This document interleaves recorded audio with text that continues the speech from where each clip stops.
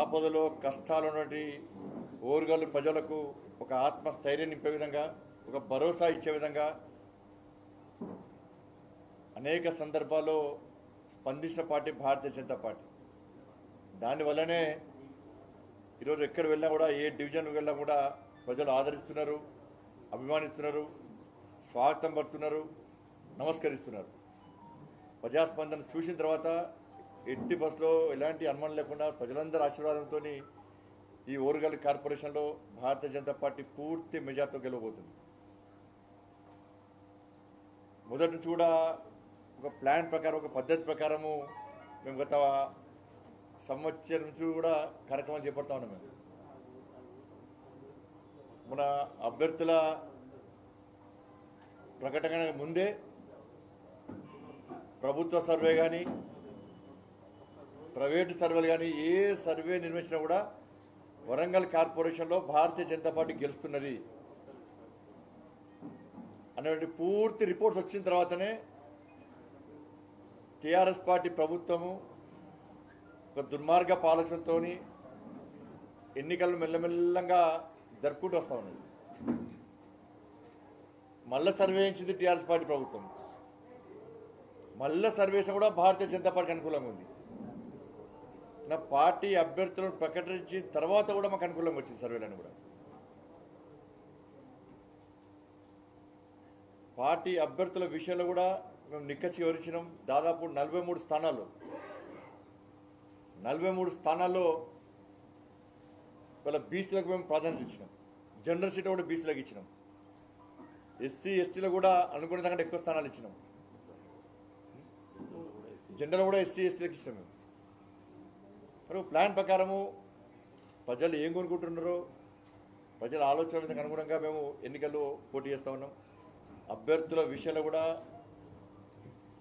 క్రమశిక్షణ గల అభ్యర్థులు, గెలిచే అభ్యర్థులు, పార్టీ కోసం పనిచేసే అభ్యర్థులు, ప్రజా సమస్యల పట్ల అవగాహన అభ్యర్థులు, తెగించి కొట్టాడే మనసుతో ఉన్న అభ్యర్థులు, ఇట్లా రకరకాలుగా మేము అభ్యర్థులను నియమించడం జరిగింది. దురదృష్టవశాత్తు ఈరోజు ఉదయం వచ్చిన సమాచారం చూసిన తర్వాత టీఆర్ఎస్ పార్టీ వ్యవహార శైలి చూస్తుంటే ప్రజలు నవ్వుకుంటున్నారు, చీత్కరించుకుంటున్నారు టీఆర్ఎస్ పార్టీని చూసి. ఇప్పటికే 2 ఎమ్మెల్యేలు దోసుక తింటారు వరంగల్ ఓరుగల్లు నగరాన్ని. ఏడ పడతాడు దొరికినంత దోసుక తింటున్నారు. నాకు తెలిసి ఖాళీ జాగా ఏమి మిగలేవచ్చు. ఇక ఉన్న జాగాలన్నీ మింగేసారు, అయిపోయింది. ఇక ఏడ పడతాడు కబ్జాలే. అందుకే మీకు ఒక విషయం చెప్పదలుచుకున్నాను. అందుకే మీరు కోచ్ ఫ్యాక్టరీ అంటే వరంగల్ ఓరుగల్లు ప్రజలు వేరే రైల్వే కోచ్ ఫ్యాక్టరీ అనుకున్నాడు. నాకు ఇవాళ తెలిసింది కోచ్ ఫ్యాక్టరీ అంటే. కోచ్ ఫ్యాక్టరీ ఆల్రెడీ ఉంది ఫామ్ హౌస్లో. ఆ కోచ్ ఫ్యాక్టరీకి కోచ్ కేసీఆర్ గారే. ఆయన ఏం కోచింగ్ ఇస్తుండదు అంటే ఏ విధంగా కబ్జాలు చేయాలి, ఏ విధంగా దోసుకోవాలి, ఏ విధంగా దాచుకోవాలి, మళ్ళీ ఏ విధంగా ఎన్నికల్లో అడ్డగోలుగా ఖర్చు పెట్టాలి. ఈ కోచింగ్ సెంటర్లో, కోచింగ్ ఫ్యాక్టరీలో ఇక్కడున్న 2 ఎమ్మెల్యే టాపర్స్ హైయెస్ట్ మార్క్స్ వస్తాయి కదా, టాపర్స్ అన్నట్టు. ఈ టీవీలో వస్తుంది ఈ కాలేజ్ అక్కడ 1 2 2 3 వస్తాయి అట్లా వీళ్ళంట. అక్కడ రిజల్ట్స్ ప్రకటిస్తే వీళ్ళు టాపర్స్ ఇక్కడ ఎమ్మెల్యేలు 2 కూడా. సో వీళ్ళు ఏం చేసినట్టే సార్ మరి నువ్వు ఆడేసినావు, మేము టాపర్స్ కాబట్టి మరి ఆ కోచింగ్ సెంటర్ ఏదో మా గారు వరంగల్లో పెట్టుకోవాలి కదా అని చెప్పి ప్లాన్ చేశారు. ఆ కోచింగ్ సెంటర్, ఆ కోచ్ ఫ్యాక్టరీ ఇదే కోచ్ ఫ్యాక్టరీ. మీరు అందరూ రైల్వే కోచ్ ఫ్యాక్టరీ అనుకుంటున్నారు. రైల్వే కోచ్ ఫ్యాక్టరీ ఎక్కడదన్నా? వీళ్ళ కోచ్ ఫ్యాక్టరీ, వీళ్ళకే కోచింగ్ కోసం. కోచ్ ఎవరు? మంచి పెద్ద సారు. ఇష్టం కబ్జాలు చేస్తున్నారు. నిన్న మీరు ఆశ్చర్యపోతారు. ఒక సర్వే నెంబర్ పట్టుకొచ్చి నేను ఒక ఎమ్మెల్యే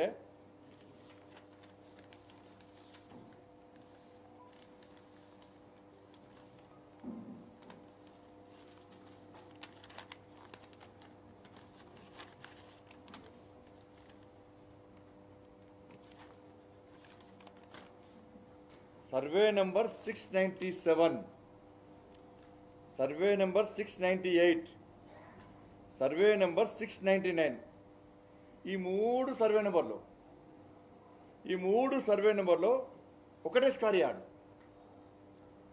ఎమ్మెల్యే వినయ్ భాస్కర్ అని లేదు, ఇది రికార్డెడ్ అండి.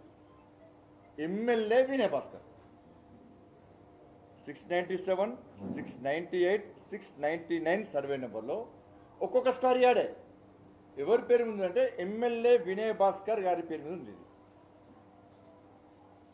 ఇది ఒక్క స్కార్ యార్డ్ చేస్తాడు నేను అనుకున్నా. అటో ఇటో పిల్లర్ పాసుకున్నాడు, మొత్తం అంతా కబ్జా చేస్తారు, ఖర్చు వేసి పెట్టుకున్నారు. ఇక మళ్ళీ నెక్స్ట్ మాత్రం కథ అన్ని కబ్జా చేస్తారు. ఇది రికార్డెడ్. ఇది ఇప్పుడు ఏం చేశారు, ఇండోలు వీళ్ళకు ఈ ఎమ్మెల్యేలకు అడ్డు అదుపు లేకుండా పోయింది. ఏడ పడతాడో కబ్జా చేశారు. కబ్జా అసలు తెలంగాణ రాష్ట్రంలో కబ్జాలంటే హైదరాబాద్ తర్వాత మళ్ళీ ఇక్కడనే, హైదరాబాద్ తర్వాత నెక్స్ట్ ఇక్కడనే. అంటే మెయిన్ కోచింగ్ సెంటరు ఇక్కడ, బ్రాంచ్ ఇక్కడ. కబ్జాలు చేసి చేసి లాస్ట్కి ఇప్పుడు భారతీయ జనతా పార్టీ ఇన్ని రోజుల వరకు కార్పొరేషన్లో అనుకూలంగా ఉండే అడ్డు అదుపులో పోయింది. ఎవరు అడుగుకునే వాళ్ళు వేరు, కార్పొరేషన్ వాళ్ళ హస్తగతమైంది కావచ్చు. ఇవాళ వరంగల్ కార్పొరేషన్లో, ఓరుగల్ కార్పొరేషన్లో భారతీయ జనతా పార్టీ గెలవబోతున్నది. కాబట్టి నెక్స్ట్ కబ్జాల భాగవతం బయటకు వస్తుంది. భారతీయ జనతా పార్టీ అడ్డుకుంటుంది, మళ్ళీ అవసరం తిరిగి స్వాధీనం చేసుకుంటుంది, గల్లా పట్టి అడుగుతుంది. అండ్ భయపడి ఇప్పుడు అభ్యర్థులను ప్రకటిస్తారు. సిగ్గుండాల కొంచెం అభ్యర్థులు ఓళ్ళు ప్రకటిస్తారు, అభ్యర్థులను ఎట్లా ప్రకటించాలి, ఏ ప్రవర్తన నుంచి ప్రకటించాలి, ఎవరిని ఎన్నుకోవాలి ప్రజలు. ఊరిగా తలికా నరకడానికి ఇచ్చాడు సీట్లు, తలికా నరకడానికి. ఒకళ్ళేమో మొత్తము నగర బహిష్కరణ చేసి మళ్ళీ స్వాతం పలుకుతారు ఆయనకు. ఇంకోళ్ళేమో పోలీస్ స్టేషన్లో పంచాయతీ పెడితే అదే పరిస్థితి. అంటే టీఆర్ఎస్ పార్టీ ఎమ్మెల్యేలు, నాయకులు తలలు నరకడం టికెట్ ఇస్తే, నగర బహిష్కరణ అయిన టికెట్ ఇస్తే, అంటే బంపర్ ఆఫర్ ఇస్తున్నారు ఇలా వరంగల్ ప్రజలకు. మీరు మాకు ఆస్తులు, మీ ఆస్తులు మొత్తం ఎక్కడన్నా కబ్జా చేసుకుంటాం, ప్రభుత్వ ఆస్తులు కబ్జా చేస్తాం, చెరువులు కబ్జా చేస్తామన్న వరంగల్తో మునిగిపోయింది. మమ్మల్ని ఎవ్వరు ప్రశ్నించద్దు. ఇప్పుడు ప్రశ్నించిన వాళ్ళను తల నరకమంటారా, కాళ్ళు నరకమంటారా, చేతులు నరకమంటారా, ముక్కు వేయమంటారా, మూతి వేయమంటారా? బంపర్ ఆఫర్ ఇస్తున్నారు వరంగల్ ప్రజలకు. మరి బంపర్ ఆఫర్ను ప్రజలు స్వీకరిస్తారా? తలలు నరికే వానికి నగర బహిష్కరణ, పోలీసులు నగర బహిష్కరణ చేసిన వ్యక్తులకు టీఆర్ఎస్ పార్టీ టికెట్లు ఇచ్చిందంటే దీన్ని ఓరుగల్ ప్రజలు స్వాగతిస్తారా? ఇద్దరు అభ్యర్థుల విషయం ఆలోచించకండి మీరు. టీఆర్ఎస్ పార్టీ యొక్క వ్యవహార శైలి ఆలోచించండి, మీరు గుర్తించండి. మీరు అంటే ఓరుగల్ను ఏం చేసుకున్న టీఆర్ఎస్ పార్టీ ఇప్పటికే ఇద్దరు భరిస్తలేరు. ఇప్పుడు మళ్ళీ వాళ్ళని కార్పొరేట్ గెలిపించి మొత్తం రాజ్యం అవుతారా మీరు గుండాలందరూ?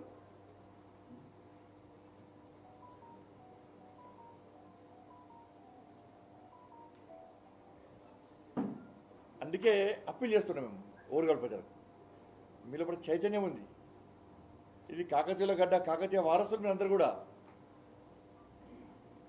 ఉద్యమ స్ఫూర్తిని నింపిన మీరందరూ మళ్ళీ దశ ఉద్యమంలో. పౌరుషం ఉంది మీలో కూడా, ఓరుగల్ ప్రజల కూడా. తెలంగాణ పౌరుషం ఉన్నది, కాకతీయుల రక్తం మీలో ప్రవహిస్తున్నది. ఇటువంటి గడ్డ మీద ఈ గడ్డను అపవిత్రం చేయమంటారా?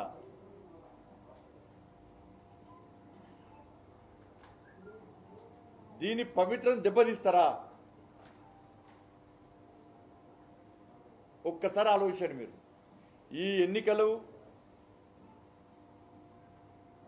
కబ్జాదారులకు, అవినీతి పరులకు, గుండాకోర్లకు, రౌడీ షీటర్లకు వాళ్ళందరూ ఒకవైపు వస్తే కేవలము అభివృద్ధి నినాదంతో మాత్రమే భారతీయ జనతా పార్టీ వస్తున్నది. వాళ్ళు కావాలా, భారతీయ జనతా పార్టీ కావాలా? ఒక్కసారి ఆలోచించుకోండి.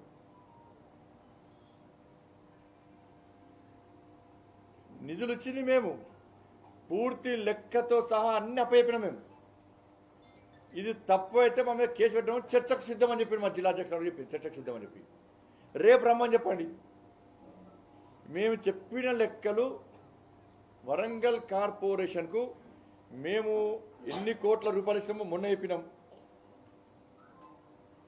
అవన్నీ నిరూపిస్తాం. మేము మాకు ఒకటే కార్పొరేటర్, మాకు ప్రజలు ఓట్లేలే.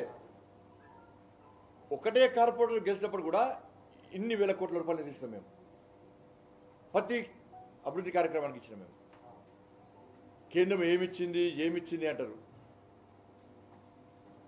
చూపండి కదా ఏమిచ్చింది అనేది. ప్రజలు చూస్తున్నారు అభివృద్ధి ఏందన్నది. పాత బస్టాండ్, పాత పడ్డ బస్టాండ్కు ఎదురుగున్న రైల్వే స్టేషన్ తేడా ఏందో ప్రజలు గుర్తిస్తున్నారు. ఎంజీఎం హాస్పిటల్కును కేఎంసీ హాస్పిటల్ తేడా గుర్తిస్తున్నారు. ఇతర రాష్ట్రాల్లో స్మార్ట్ సిటీ అభివృద్ధి చెందిన స్మార్ట్ సిటీ నగరాన్ని వరదల్లో మునిగిన వరంగల్ కార్పొరేషన్లో వరదల్లో మునిగినటువంటి విషయాన్ని ఆలోచిస్తున్నారు. జాతీయ రహదారికిను రింగ్ రోడ్కు ఏ విధంగా బొందరపడి రింగ్ రోడ్ ఖరాబ్ అయిందో చూస్తున్నారు. ప్రజలందరూ కూడా బేరోజు వేసుకుంటున్నారు. అభివృద్ధి ఏంది, కేంద్ర అభివృద్ధి ఏంది, రాష్ట్ర అభివృద్ధి ఏంది అని చెప్పి. కేంద్రం ఏమిచ్చిందంటారు. ఇవన్నీ ఉదాహరణలు కదా. మరి మీ కార్పొరేషన్లో ఎమ్మెల్యేలు గెలిచినారు, మంత్రులు అయినరు, ఎంపీ అయినరు, కార్పొరేటర్లు అయినరు, మేయర్లు అయినరు. మరి మీరేం తెచ్చారు చెప్పండి. ప్రజలు గెలిపించారు కదా మిమ్మల్ని. ఏం చేశారో చెప్పండి ప్రజలకు. ఎందుకు వివరించే ధైర్యం లేదు. మేము అన్నదానికి విమర్శించారు కాదు. మేము బాజప్తా ఆదరణ చెప్పినాం. ఏ పథకానికి ఎంత ఇచ్చారో మొత్తం పూర్తి వివరాలు అందించినాం. మేము మీరు ఈ నగరానికి ఏమి ఇచ్చారో వివరాలు అందించండి. ఎందుకు అందిస్తలేరు? మళ్ళీ దారి మళ్ళిస్తారు, మళ్ళీ విమర్శ చేస్తారు.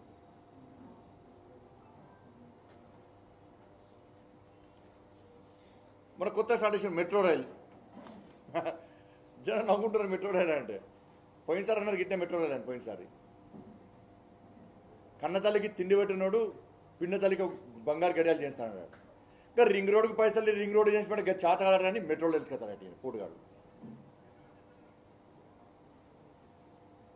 మెట్రో రైలు పోయినసారి ఏమే మెట్రో రైలు మెట్రో కారు కూడా ఇవ్వాలి ఇంతవరకు.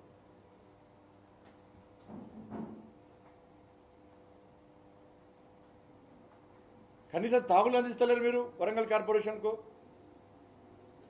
వడ్డపల్లి చర్యలు ఎంత కలుషితమైంది. ఇవాళ రాంపూర్ డంపింగ్ యార్డ్ వల్ల మొత్తం చెత్త వేస్తుంటే వరంగల్ ప్రజలకు ఇవాళ మీరు కలుషితమైన నీరుని అందిస్తుంది. ఇవాళ కనీసం ఇంగిత జ్ఞానంలో నీళ్ళ కనీసం దాన్ని శుద్ధి చేసే ఆలోచన లేదు మీకు. వరంగల్ వరదలు వస్తే కనీసం ముఖ్యమంత్రులు ఎవరు రాలి, ఎవరు స్పందించారు? హైదరాబాద్లో 10,000 కొంతమందికి ఇచ్చారు. ఒక నచ్చుడు గాలి తిరిగిపోయాడు. ఇక గాలి పోతాడు సరిగా. మేము మొత్తం బుడదల వరకు తిరిగినాం. ఇలా గాలి తిరిగారు.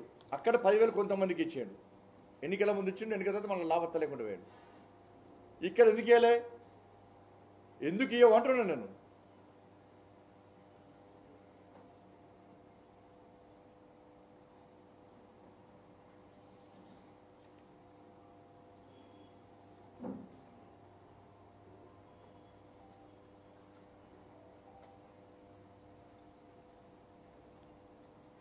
కాబట్టి వరంగల్ కార్పొరేషను అభివృద్ధి చేయడానికి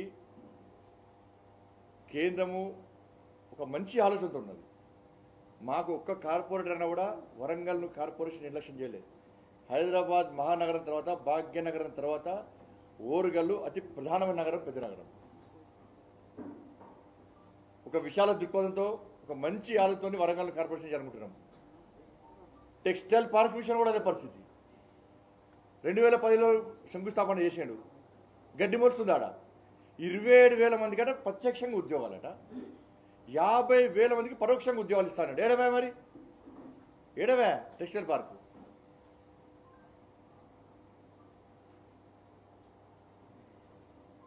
వ్యాగన్ ఓరాలింగ్ ఫ్యాక్టరీ ఏడవే మేము ఇచ్చినాం కదా. గాడిది గడ్డేసి ఆవు పాలు విన్నట్టు ఇచ్చింది వ్యాగన్ ఓరాలింగ్ ఫ్యాక్టరీకి. మేము కోచ్ ఫ్యాక్టరీకి ఇస్తామని చెప్పి స్థలం చూపడుతున్నాం.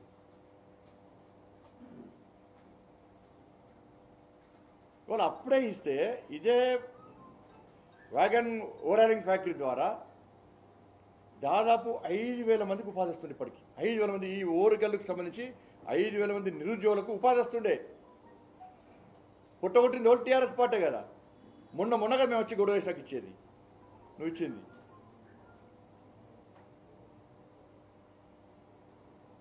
నిరుద్యోగులు చేయడమే నిరుద్యోగృతి. ఎందుకు ఇస్తాలో 3,000 రూపాయలు? ఓరుగల్లో యూనివర్సిటీ ఉంది, కాకతీయ యూనివర్సిటీ,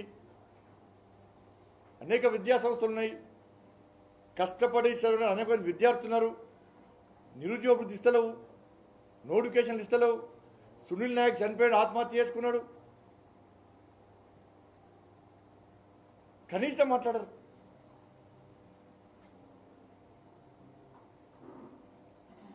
కాబట్టి దయచేసి అభివృద్ధి విషయంలో పోటీపడండి. టీఆర్ఎస్ పార్టీకి ఏమైనా చిత్తశుద్ధి ఉంటే, ప్రజాస్వామ్య నమ్మకం ఉంటే, ఈ వరంగల్ కార్పొరేషన్ అభివృద్ధి చేయడమే లక్ష్యమనే మీకు ఆలోచన ఉంటే ప్రజలకు క్షమాపణ చెప్పండి. మేము గుండాగాలను, తలను నరికే వాళ్ళను, నగర బహిష్కరణ అయిన వాళ్ళను మేము ఎంపిక చేయడం తప్పే అని అదే భద్రకాళి గుడి రండి, చెంపలేసుకొని ముక్కు భూమికి రండి, అప్పుడే ప్రజలు మీకు ఓటేస్తారు. లేకుంటే ప్రజలు మిమ్మల్ని దరిదాపు రాని విషయాన్ని కూడా టీఆర్ఎస్ పార్టీ గుర్తుంచుకోవాలి. కొంచెమైనా సిగ్గుండాలి. అభ్యర్థులు ప్రకటించే విషయంలో ప్రజలకు సేవేష్టం చేయండి. మీరు ఇప్పటికే కార్పొరేషన్ మొత్తం వరంగల్ మొత్తం నాశనం అయిపోతున్నది. గుండాల రాజ్యం అయిపోయింది, అలా కబ్జాల రాజ్యం అయిపోయింది. ఇంకా ప్రజలు ఇబ్బంది పెడతారా మీరు? సస్పెండ్ 3 సీఎల్ని సస్పెండ్ ఎందుకు చేశారు? రెవెన్యూ అధికారుల మీద చర్యలు ఎందుకు తీసుకున్నారు? నిజాయితీగా వివరించే సిపి గారిని ఎవరు బదిలీ చేశారు? నెక్స్ట్ విలేజ్ లిస్టు సిపి గారు ఉంటే నెక్స్ట్ లిస్టు ఎమ్మెల్యేలు ఎంపీ వస్తుండే, మంత్రులు వస్తుండే, టక్కన ఓటు పడేసారాక 3 నెలల రిటైర్మెంట్ పాపం ఆయనది.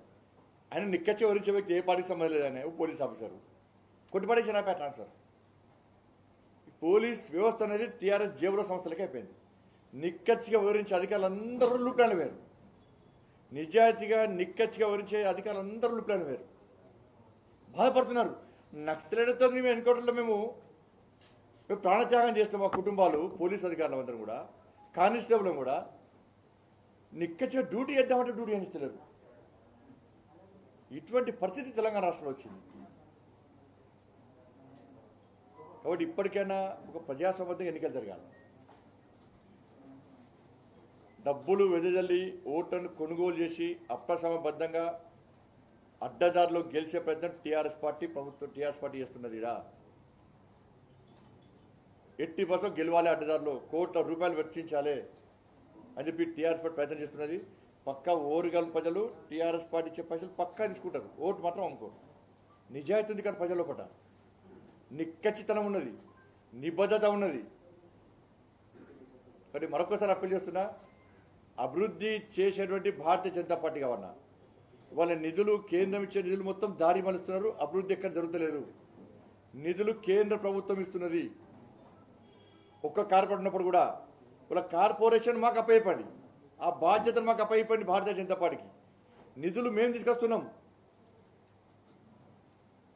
నిధులు ఇచ్చే పార్టీకి మీరు కార్పొరేషన్ అప్పచెప్తే నాణ్యత విషయంలో కానీ, నిజాయితీ విషయంలో కానీ పూర్తి స్థాయిలో అభివృద్ధి చెందే అవకాశం ఉంటుంది, అభివృద్ధి పనులు చేపట్టే అవకాశం ఉంటుంది, ఇంకా నిధులు తీసుకొచ్చే అవకాశం ఉంటుంది. కాబట్టి అవకాశం ఇవ్వాల్సిందిగా ఓరుగల్ ప్రజలను భారతీయ జనతా పార్టీ అప్పీల్ చేస్తూ ఉన్నది.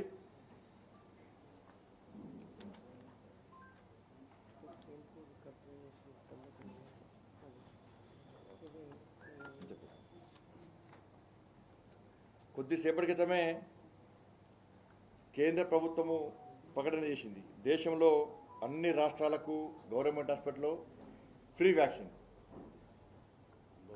అందరికీ.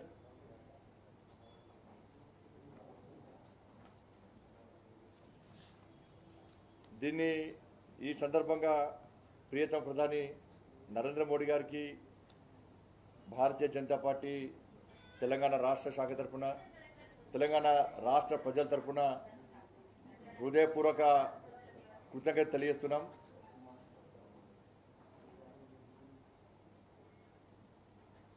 నిన్న కూడా తెలుసు మనందరికీ కూడా, ఇంకా 2 నెలల పాటు ప్రతి కుటుంబానికి, ప్రతి వ్యక్తికి 5 కిలోల బియ్యాన్ని అదనంగా ఇచ్చిన విషయాన్ని కొత్తగా గుర్తుంచుకోవాల్సిన అవసరం ఉంది.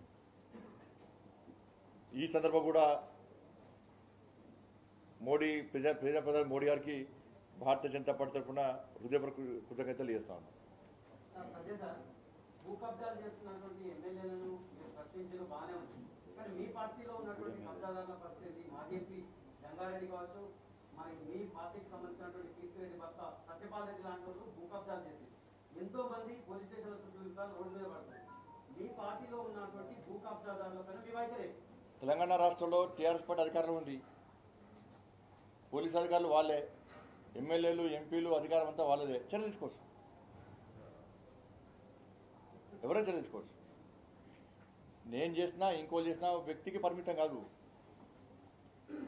చర్య వాళ్ళు తీసుకోవాల్సిందే. కరోనా విషయంలో కోర్టు జోక్యం చేస్తున్న వరకు ప్రతిపక్ష పార్టీగా మీరు ఏం చేస్తున్నారు? అది అధికార పక్షాన్ని అడగాలి మీరు. ప్రతిపక్ష పార్టీగా భారతీయ జనతా పార్టీ ఒక్కటి మీరు అందరూ గుర్తుంచుకోవాల్సిన అవసరం ఉంది. గతంలో కోవిడ్ మహమ్మారి అత్యధికంగా ఉన్నప్పుడు ఫస్ట్ ఫేజ్లో కూడా భారతీయ జనతా పార్టీ కార్యకర్తలను కూడా మా జాతీయ అధ్యక్షులు నడ్డా గారి యొక్క పిలుపు మేరకు, మోడీ గారి యొక్క ఆలోచన మేరకు విలేకరులు రోడ్ల మీద ఉన్నారు, మేము రోడ్ల మీద ఉన్నాం. మేము సేవ చేస్తున్నాం. మేము ఆపదలో నుండి ఆకలితో అలమటించకుండా ఉండడానికి పేద ప్రజలకు సేవ చేసిన పార్టీ భారతీయ జనతా పార్టీ. ఈ సేవా కార్యక్రమాలు చేస్తుంటే 6 కార్యకర్తలు త్యాగం చేశారు. 8 మంది జిల్లా అధ్యక్షులు హాస్పిటల్ అయిపోయారు. రావు పద్మ గారిని కూడా ఇక్కడ సీరియస్ ఉంటే అడ్మిట్ చేసిన హాస్పిటల్లో. దశరథ రెడ్డి గారు ఉన్నారు. చాలామంది అధ్యక్షులు ఈ సేవా కార్యక్రమాలు చేస్తూ హాస్పిటల్ అడ్మిట్ అయ్యారు. సేవా కార్యక్రమాలు చేస్తూ ఎక్కడ జెండా వేసుకోలే, కండ ఆపుకోలే, మేము జెండా పట్టుకోలే, కండ ఆపుకోలే, సేవా కార్యక్రమాలు చేస్తున్నాం. మేము ఇప్పుడు కూడా మొన్ననే ప్రారంభించినాం ఆల్రెడీ సేవా కార్యక్రమం చేయడానికి. సేవా హీ సంఘటన 2 పేరుతోని. దాంతోపాటు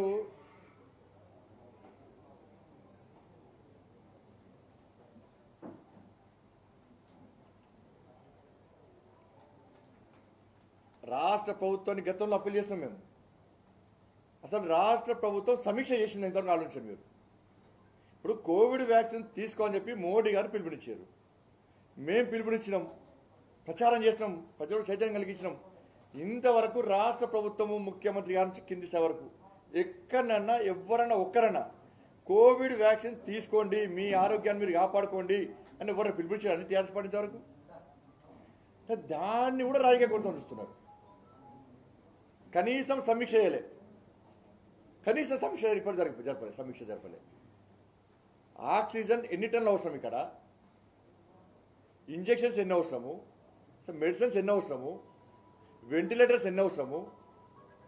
ఇలా కేంద్ర ప్రభుత్వము 162 ఆక్సిజన్ ఫిల్లింగ్ స్టేషన్ పెట్టుకొని చెప్పి ప్రభుత్వ ఆసుపత్రిలో, తెలంగాణలో 5.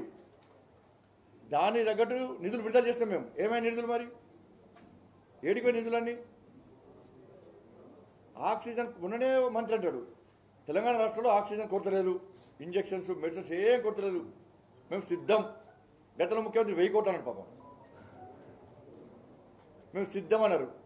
మళ్ళీ ఇప్పుడు ఏంది? చేతులు చేసింది ప్రభుత్వం చేతులు చేసింది. ప్రజలను కాపాడే పరిస్థితిలో తెలంగాణ రాష్ట్ర ప్రభుత్వం లేదు. పిట్టలెక్క రాలిపోతున్నారు ప్రజలు, పేదలు ప్రాణాలు పోతున్నాయి, గోస పడుతున్నారు.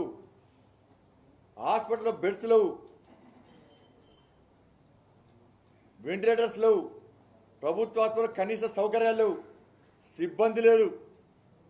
ఇందుకు గాంధీ హాస్పిటల్ ఒక వైద్యురాలు ఫోన్ చేసి నాకు, సిబ్బంది లేరు ఇక్కడ, మేము స్టూడెంట్స్ము హౌస్ సర్జన్ చేస్తున్నామని చెప్పి ఉదయం నుంచి రాత్రి వరకు డ్యూటీ చేస్తున్నాం. వాళ్ళు మాకు కూడా ప్రాణాలే, మాకు కుటుంబాలు ఉన్నాయి, మేము సేవ చేస్తున్నాం. బెదిరించి మాత్రం పనిచేస్తున్నారు. దాంతోపాటు కనీసము వ్యాక్సిన్ వేసుకోమని చెప్పారు, కనీసము ప్రజలను కాపాడే ప్రయత్నం చేయరు. మళ్ళీ తక్కువ చేస్తారంటే కేంద్రం ఏం చేస్తుంది అంటారు. మళ్ళీ పెడితే పెళ్లి కొడతారు, లేకపోతే సాగు కొడతారు. కేంద్రం ఆక్సిజన్కి ఇచ్చింది కదా, 5 సెంటర్లకు ఇచ్చింది కదా, 7,000 పైసలు. మరి ఇప్పుడు ఇన్ని రోజులు అయ్యా కొడుకులు అబద్ధం ఆడారు, ఇక ప్రజలు నమ్మతలేరు, అయిపోయింది. ఇక వీళ్ళు ఏం చెప్పినా నమ్మతలేరు. ఇక ఇప్పుడు పాపము మంత్రితో నడిస్తాడు. ఇక అబద్ధాలని అట్లా షిఫ్ట్ ట్రాన్స్ఫర్ చేసినాడు, అబద్ధాలు మొత్తం అటు నూకుతున్నాడు, అటు నూకి ఆయనతో నడిపిస్తారు అబద్ధాలని. ఏమంటే కేంద్రం నేను ఏమంటున్నా, అన్ని కేంద్ర నువ్వు వీకేదేంది అంటున్నాడా? ఈ ప్రభుత్వం ఎందుకు మాకు ఫామ్ హౌస్ పడడానిక ప్రభుత్వం?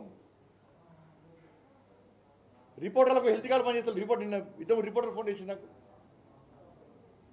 పోలీస్ సిబ్బంది ఇబ్బంది పడుతున్నారు, వైద్య సిబ్బంది ఇబ్బంది పడుతున్నారు, ఆశా వర్కర్లు ఇబ్బంది పడుతున్నారు, అంగన్వాడీ టీచర్లు ఇబ్బంది పడుతున్నారు, పంచాయతీరాజులు ఇబ్బంది పడుతున్నారు,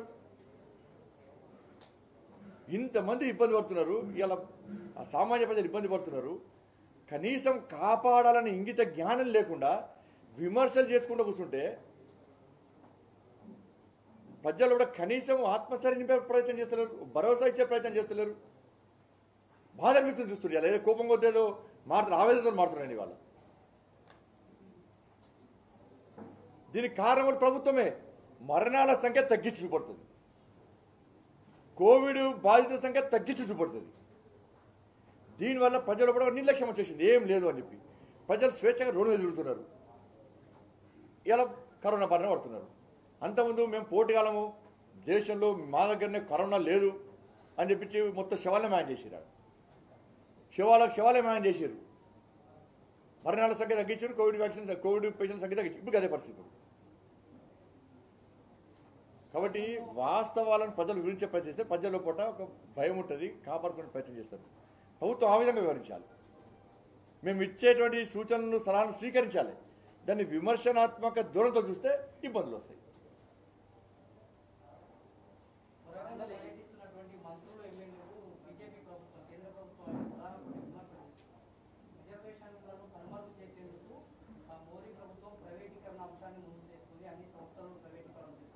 వరంగల్ కార్పొరేషన్లో రిజర్వేషన్ విషయంలో ఎన్ని సీట్లు ఇచ్చారో, బీసీలకు ఎన్ని ఇచ్చారో చెప్పండి ఫస్ట్, తర్వాత దాని గురించి మాట్లాడమని.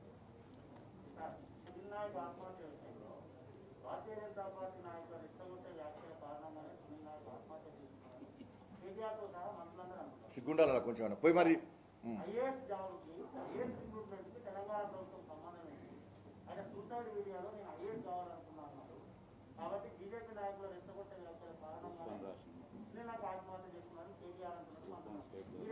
మొత్తం వీడియో వింటే ఆయనకు చెవులు కళ్ళు వినబడతాను. వీడియో మొత్తం చూడమని చెప్పండి.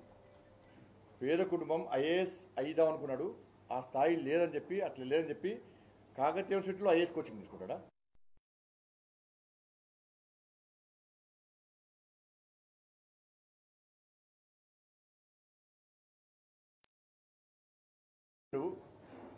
అవి ఆడతారా మరి? చెవులు ఆడతారు వాళ్ళకు? తెలంగాణ రాష్ట్ర ఉద్యమంలో పాల్గొన్నాను నేను, నోటిఫికేషన్ ఇస్తానని ఇవ్వలేదు అని క్లియర్గా చెప్పింది కదా. అది ఆడతలే మరి? చెవులు ఆడతారు వాళ్ళకు? మరి ఎందుకు కనీసం ఒక టీఆర్ఎస్ పార్టీకి సంబంధించిన మంత్రి ఎమ్మెల్యే ఒక్కళ్ళ కుటుంబం ఎందుకు పోలే? వయసు పెంచినందుకు అది కూడా చెప్పిండు.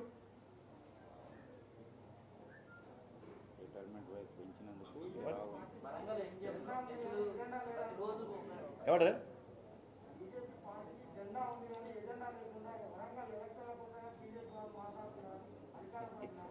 వాళ్ళకి జెండా లేదు, ఎజెండా లేదు. వాళ్ళకి మాకు జెండా ఉంది, ఆ జెండానే మా ఎజెండా. మరి ఇన్నిసార్లు మొన్న చెప్పినా మళ్ళీ చెప్తున్నా, ఇది తప్పని చెప్పండి. మరి మేము ఇచ్చినది తప్పని చెప్పండి. వాళ్ళు ఏమి ఇచ్చినో చెప్పండి. మా ఎజెండా అదే. మేము అభివృద్ధి నిధులు తీసుకొచ్చినాం, మాకు అధికారం అప్పిస్తే ఇంకా తీసుకొస్తాం. స్మార్ట్ సిటీ పైసలు ఏడమైనాయి. మీ వాస్తవాలు గ్రహించాలి. 196 కోట్ల రూపాయలు స్మార్ట్ సిటీకి వచ్చినాయిడా. దయచేసి ఒకటి ఇంపార్టెంట్ విషయం గమనించాలి, ఈ వరంగల్ ప్రజలు తెలవాలి. 196 కోట్ల రూపాయలను వరంగల్కు 196 కోట్ల రూపాయలను కన్వీనర్ కేటాయించినాం. చేసిన తర్వాత ఇన్ని రోజులు కూడా ఆ నిధులను కేటాయించలే, విడుదల చేయలే. కేవలం 40 కోట్ల రూపాయలు మాత్రమే వరంగల్కి ఇచ్చారు, 30 కోట్ల రూపాయలు మాత్రమే కరీంనగర్కి ఇచ్చారు. ఈ 40 కోట్లు ఇచ్చిన తర్వాత 196 కోట్ల రూపాయలకు మ్యాచింగ్ గ్రాంట్ మళ్ళీ 190 కోట్లు స్టేట్ గవర్నమెంట్ పెట్టాలి. అవి పెట్టడమే కాదు, పెట్టలే. ఈ 196 కోట్ల రూపాయలు కూడా దారి మళ్ళీ ఇచ్చారు. హైదరాబాద్లో urban development committee standing committee meeting కేంద్రం చేస్తే ఆ సమావేశంలో ప్రిన్సిపల్ సెక్రటరీని నిలదీసిన నేను, వరంగల్కి వచ్చిన 196 కోట్ల రూపాయలు ఏమైనాయి? నేను ప్రశ్నించిన వెంటనే మా చైర్మన్ సిరేషన్ వెంటనే మొన్న నిధులు విడుదల చేశారు. ఇన్ని రోజులు ఏ అకౌంట్లో ఉన్నాయి పైసలు? ఎందుకు స్మార్ట్ సిటీ ఎందుకు అభివృద్ధి చెందలేదు? అదే స్మార్ట్ సిటీ లెక్క తయారైతే ఏ వరదల మునిగేది కాదు కదా. మ్యాచింగ్ యాడ్ ఇస్తలేరు, డిపిఆర్ ఇస్తలేరు.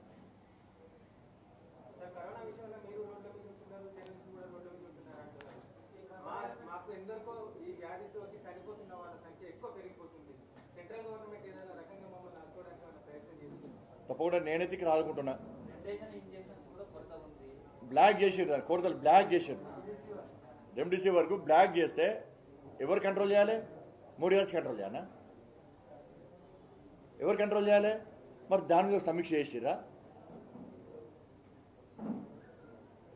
మళ్ళీ వీళ్ళే బ్లాక్ అమ్ముతున్నారు. మళ్ళీ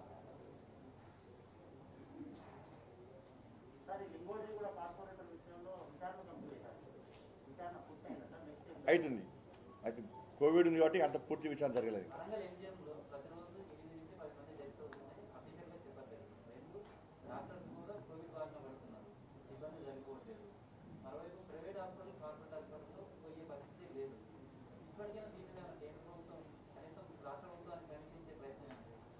రాష్ట్ర ప్రభుత్వాన్ని సోయి ఉంటుందైనా సమీక్షించేది. మోడీ గారు ఇప్పుడు 3 సార్లు సమీక్ష చేసాడు. 3 సార్లు రాష్ట్ర ముఖ్యమంత్రితో మాట్లాడాడు. మరి ఇక్కడ రాష్ట్ర ప్రభుత్వం ఉందని ఆచారం ఉన్నది. సమీక్షలు చేస్తే కదా. సమీక్ష ఎవరు చేయాలి? మోడీ గారు ఏరు కదా. తెలంగాణ రాష్ట్ర సమీక్షలు ఎవరు చేయాలి? సమీక్ష రాష్ట్ర ప్రభుత్వం చేయాలి. ఉండే ముఖ్యమైన హాస్పిటల్ కొన్ని కనీసం కనీస సౌకర్యం కల్పించాలి. అసలు ప్రభుత్వం దగ్గర ఒక నివేదిక ఉందా? అసలు రోజు ఎంతమందికి కరోనా బారిన పడుతున్నారు, ఎంతమంది మరిస్తున్నారో రాష్ట్ర ప్రభుత్వం సమాచారం వస్తుందా?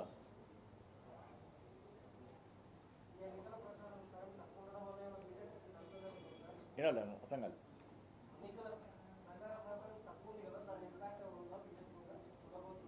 మేము ప్రజల గుండెలో ఉన్నాం. ప్రజల గుండెలో ఉన్నాం. కమలపు వికసిస్తుంది ప్రజల గుండెల నుంచి బయటికి. ప్రజలందరూ ఆలోచిస్తున్నారు. అందుకే మేము 40కి పైగా గెలుస్తాం.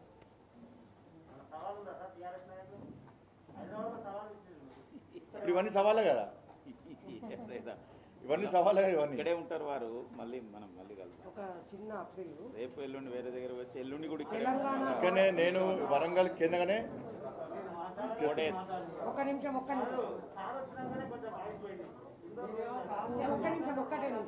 తెలంగాణ మాదిగ పరిరక్షణ సమితి రాష్ట్ర వ్యవస్థాపక అధ్యక్షుడు గార వెంకటేష్ మాదిగ గారు గౌరవనీయులైన బండి సంజయ్ కుమార్ గారికి చెప్పడం జరిగింది. ఎక్కడ ఎన్నికలు జరిగినా మేము పూర్తి మద్దతు ప్రకటించి అభ్యర్థుల గెలుపు కోసం కృషి చేస్తామని వారు రావటం జరిగింది.